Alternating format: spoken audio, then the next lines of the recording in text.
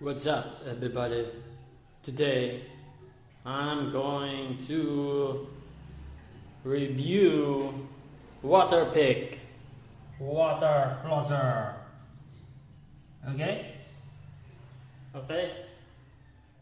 Basically, you put it on your mouth and then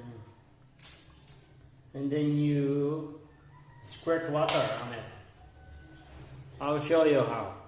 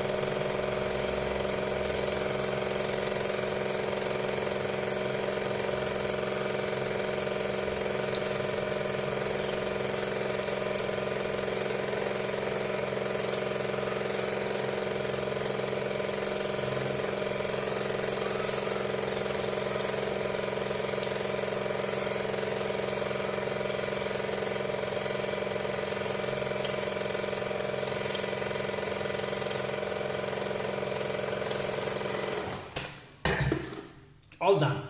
You don't have to brush. Basically, you put water here and then on, and then you have a dial for the intensity of the water, whichever you like. For beginner, you have to very low, and then you go stronger whenever you're comfortable with it. Got it? Thank you. See you on the next video.